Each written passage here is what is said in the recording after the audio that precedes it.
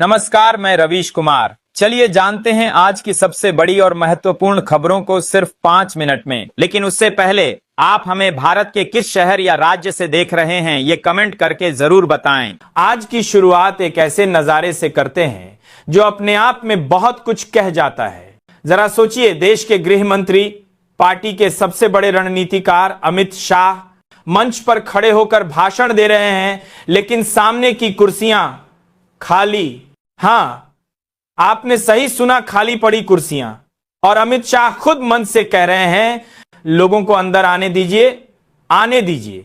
अब जरा सोचिए, यह हाल तब है जब उसी राज्य में उनकी अपनी सरकार है, मतलब सत्ता भी उन्हीं की, मशीनरी भी उन्हीं की, और फिर भी मंच के सामने कुर्सियां सुनी। रंग बिरंगी कुर्सियां, हरी, नीली, पीली, गुलाबी, सब सजी हैं, लेकिन उन पर बैठने वाला कोई नहीं। लोग बाहर खड़े हैं, अंदर आने की इच्छा तक नहीं जता रहे। और उधर अमित शाह बार बार अपील कर रहे हैं, भीड़ है, आने दीजिए। अब यह तस्वीर क्या कहती है? जब मीडिया में हर तरफ अमित शाह चाणक्य हैं, शाह जहां जाते हैं जीत पक्की होती है, ऐसे नारे चल रहे हों और उसी चाणक्य की सभा में भीड़ गायब हो जाए, तो समझिए कहानी में कुछ तो गड़बड़ है। पर हम नतीजे अभी नहीं निकाल रहे, बस इतना कह रहे हैं कि जनता के मूड में कुछ तो बदल रहा है, जो सत्ता के मंच तक महसूस होने लगा है। अब जरा अगली तस्वीर पर चलते हैं। यहां भी मामला बीजेपी का है। कार्यक्रम तय था, महिलाएं बड़ी संख्या में पहुंची, कुर्सियां लगाई गईं, व्यवस्था शानदार थी, लेकिन नेताजी देर से पहुंचे। कितनी देर? बस इतना कह लीजिए कि जनता का सब्र जवाब दे गया। महिलाएं उठीं, कुर्सियां उठाईं और कार्यक्रम छोड़कर निकल गईं। कहां का मामला है ये? बिहार के अररिया जिले के फारबिसगंज इलाके का। बीजेपी का दफ्तर उद्घाटन होना था, लेकिन जनता का गुस्सा उद्घाटन से बड़ा निकला। सुबह से इंतजार करती महिलाएं आखिर थक कर उठ गईं, और जब नेताजी मंच पर पहुंचे तब कुर्सियां खाली रह गईं, ठीक वैसे ही जैसे अमित शाह की रैली में हुआ था। अब जरा बढ़ते हैं अगली कहानी की ओर। ये हैं रविशन साहब, बीजेपी के विधायक गोरखपुर से। एक पत्रकार ने सवाल पूछा और साहब खामोश हो गए। सवाल था भोजपुरी स्टार खेसारी लाल यादव का, जो आज आरजेडी के टिकट पर मैदान में है। उन्होंने पूछा था, गुजरात तो चमक गया, बिहार क्यों नहीं? मतलब साफ था, जो विकास की बातें गुजरात में होती हैं वो बिहार तक क्यों नहीं पहुंच पाती? लेकिन जवाब खामोशी। और ये वही खेसारी लाल यादव हैं जिन पर बीजेपी के प्रदेश अध्यक्ष सम्राट चौधरी ने बेहद आपत्तिजनक टिप्पणी कर दी थी। खेसारी ने पलटकर जवाब दिया, अगर मैं कलाकार हूं तो मनोज तिवारी कौन है, निरहुआ कौन है, रविशन कौन है? बिल्कुल सही पूछा। भोजपुरी सिनेमा से निकले इन चेहरों पर बीजेपी को गर्व होता है, लेकिन जब वही कलाकार आरजेडी से टिकट ले लें तो अचानक वही दुश्मन बन जाता है। सम्राट चौधरी का यही दोहरापन जनता समझ गई है। शाहबुद्दीन के बेटे को लेकर गृह मंत्री मंच से चेतावनी देते हैं, लेकिन अपनी पार्टी के अपराधी सहयोगियों पर चुप्पी साध लेते हैं। यही दोहरा रवैया अब जनता पकड़ने लगी है। अब आते हैं दरभंगा और गया की तरफ। यहां बीजेपी नेताओं को जनता ने सचमुच खदेड़ दिया। दरभंगा में नारे लगे, मुर्दाबाद मुर्दाबाद। गया में लोगों ने चोर चोर के नारे लगाए। नेता लोग जैसे तैसे गाड़ियों में बैठे और निकल लिए। छोटा सा कार्यक्रम, लेकिन संदेश बड़ा।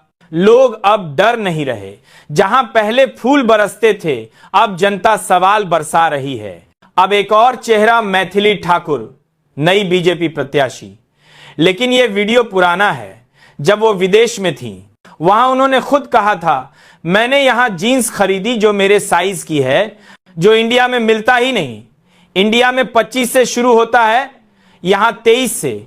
अब यह बयान अपने आप में सवाल खड़ा करता है।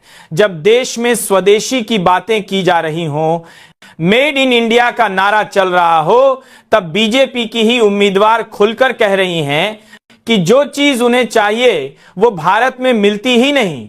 अब सोचिए, यह है आत्मनिर्भर भारत का असली चेहरा। और ये देखिए, बीजेपी के एक पूर्व विधायक धनंजय कन्नौजिया बिहार गए थे प्रचार करने, लेकिन वहां घूमने का शौक ज्यादा चढ़ गया। बीएन लेकर गए थे कि प्रचार के साथ थोड़ी मौज भी कर लेंगे, पर पकड़े गए। एसएएसबी के जवानों ने हिरासत में लिया। वो फोटो खिंचवा रहे थे, ऐसे खड़े हो जाइए, वैसा पोज दीजिए, और वहीं तस्वीर बन गई एक तमाशा।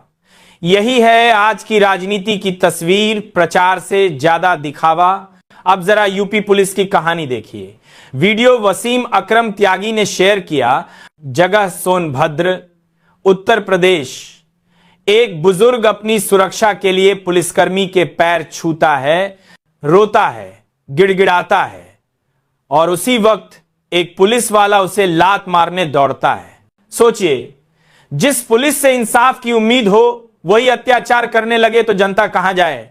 ऐसे पुलिसकर्मी को नौकरी से निकाल देना चाहिए, लेकिन होगा या नहीं ये वक्त बताएगा। और जाते जाते सुनिए, न्यूयॉर्क में उठी एक आवाज भेदभाव के खिलाफ। जोरा ममदानी, एक युवा मुस्लिम उम्मीदवार जो जल्द ही न्यूयॉर्क के मेयर पद के सबसे मजबूत दावेदार माने जा रहे हैं, उन्होंने कहा, जब मैंने चुनाव लड़ने की घोषणा की थी तो मेरे अपने समुदाय के लोगों ने कहा कि मत बताओ कि तुम मुस्लिम हो, लेकिन उन्होंने खुलकर कहा, मैं छिपूंगा नहीं, मैं अपनी पहचान पर गर्व करता हूं। यानी बराबरी की आवाज अब दुनिया भर में गूंज रही है। और भारत में यहां लोग अब सवाल पूछने लगे हैं, चाहे अमित शाह हो, सम्राट चौधरी हो या यूपी पुलिस। अब जनता हर मंच पर, हर रैली में, हर कुर्सी के खालीपन में अपना जवाब दे रही है। बात सिर्फ इतनी नहीं है कि किसी रैली में कुर्सियां खाली रह गईं, मुद्दा इससे कहीं गहरा है। ये वही पार्टी है जो हर चुनाव में दावा करती रही कि उसके नेताओं के भाषण सुनने भीड़ उमड़ पड़ती है, लोगों के लिए जगह तक नहीं बचती। लेकिन अब वही तस्वीरें सोशल मीडिया पर घूम रही हैं, जहां मंच से गृह मंत्री खुद कहते दिख रहे हैं, लोगों को अंदर आने दो। अब सोचिए, सत्ता के शीर्ष पर बैठे व्यक्ति को भीड़ के लिए अपील करनी पड़े तो समझ जाइए कि हालात कितने बदल चुके हैं। ये दृश्य एक तरह से जनता के मूड का संकेत है। कभी भीड़ जुटाने में मशहूर बीजेपी अब अपने ही कार्यक्रमों में चेहरों की तलाश कर रही है। जहां पहले लोगों की लहर दिखाई देती थी, अब वहां कुर्सियों की कतारें हैं और खालीपन का सन्नाटा। और इस सन्नाटे ने दिल्ली तक बेचैनी फैला दी है। पार्टी के अंदर भी सवाल उठने लगे हैं कि आखिर क्या वजह है जो लोग अब बीजेपी के मंचों से दूर हो रहे हैं। क्यों जनता जो कभी मोदी मोदी के नारों में डूब जाती थी, अब आने दीजिए सुनकर भी चुपचाप खड़ी रहती है। क्या ये नाराजगी है या मोहभंग, या फिर वो दौर लौट रहा है जब जनता नेताओं को नहीं, अपने मुद्दों को तरजीह देने लगी थी।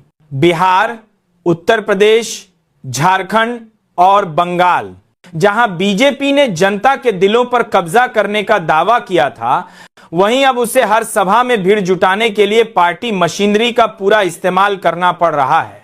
लेकिन भीड़ अब भीड़ नहीं रह गई है। अब हर व्यक्ति सवाल लेकर आता है, विकास कहां है, रोजगार कहां है, महंगाई कब रुकेगी। ये सवाल अब सिर्फ विपक्ष नहीं पूछ रहा, बीजेपी का कार्यकर्ता भी धीरे धीरे बोलने लगा है। देखिए, एक दौर था जब बीजेपी अपने प्रचार के दम पर मैदान फतह कर लेती थी, लेकिन अब जनता के पास मोबाइल है, सोशल मीडिया है, और वो हर चीज देख रही है, कौन काम कर रहा है, कौन बहाना बना रहा है। यही वजह है कि अमित शाह की रैली का खालीपन अब सिर्फ कुर्सियों का नहीं, बीजेपी के अंदरूनी आत्मविश्वास का भी प्रतीक बन गया है। बिहार में यह हालात पार्टी के लिए और भी चुनौतीपूर्ण है। एक तरफ एनडीए का ढांचा कमजोर पड़ रहा है, दूसरी तरफ आरजेडी और महागठबंधन अपनी पकड़ मजबूत कर रहे हैं।